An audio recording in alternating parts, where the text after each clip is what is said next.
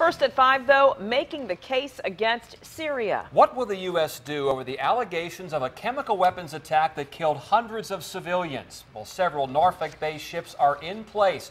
We broke the news on Wavy.com that the Navy ordered the USS Stout to join 4 other ships within striking distance of Syria. Russia is also dispatching warships to the region to bolster Syria's defenses. And you're looking now live at the White House. About an hour from now, President Obama's national security advisor and his intelligence chief will brief lawmakers by teleconference. And UN experts continue to investigate the allegations of a chemical weapons attack. The Secretary General said that work would continue through Saturday. Syrian President Bashar al-Assad says his country will defend itself against any aggression. Defense experts have said a U.S. strike on Syria would likely involve the use of cruise missiles launched from those locally based destroyers. Now, 10 on your side's Art Kohn broke the news about the USS Stout going to the region and has been closely watching developments all day. So, Art, what are your sources telling you?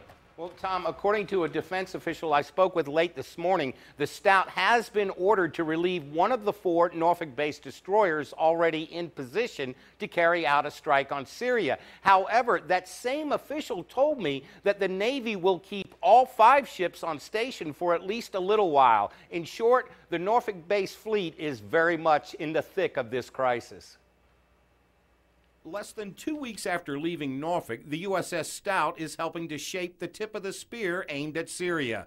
Although the Navy hasn't said which ship the Stout will eventually relieve, there is good reason to believe it will take the USS Mahan's place. Also on station with the Mahan right now is the USS Ramage, the USS Gravely, and the USS Barry. The addition of the Stout would give the Navy 5 guided missile destroyers in the region, capable of launching a sizable number of cruise missiles at targets inside Syria. The Stout is manned by 33 officers, 38 chief petty officers, and just over 200 enlisted personnel. Multiply that by 5, and you have more than 1,400 Norfolk-based sailors in harm's way. I'm just struck by this as a Virginian. We are the most connected to the military of any of the states in terms of our veteran population, the soldiers and sailors and airmen and women and Marines who are here. Appearing on CNN this morning, Virginia Senator Tim Kaine said he believes the president needs to make his case for military action to both Congress and the American people. We shouldn't ask people to fight war unless they know that they've got the full weight of our political leadership behind them and the American public supports the mission. Would you support a strike on Assad? I would not, but I would give the president the opportunity to make that case. Appearing on Fox News this morning, 4th District Congressman Randy Forbes expressed concern about an exit strategy for the U.S. if the Obama administration orders a military strike on Syria. I think that nobody can guarantee that this is going to be just a 2-day conflict, as the president's talked about. We could be locked in for years in a conflict in Syria.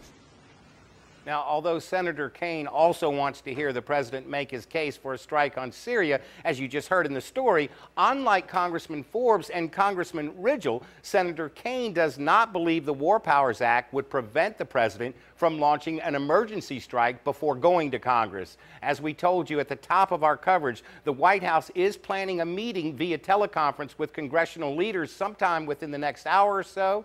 Art Kohn, 10 on your side. And the British Parliament debated military action against Syria. Prime Minister David Cameron recalled Parliament from vacation for this emergency session to vote on Britain's role in a possible strike against Syria. Cameron says he's been talking to President Obama. Interfering in another country's affairs should not be undertaken except in the most exceptional circumstances. It must be, as my honourable friend just said, a humanitarian catastrophe, and it must be a last resort.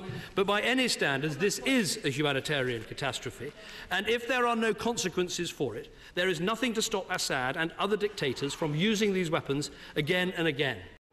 This debate is expected to continue until late tonight. Look for continuing coverage at 5:30. See how other U.S. troops overseas, as well as neighboring countries, are preparing for a possible strike on Syria.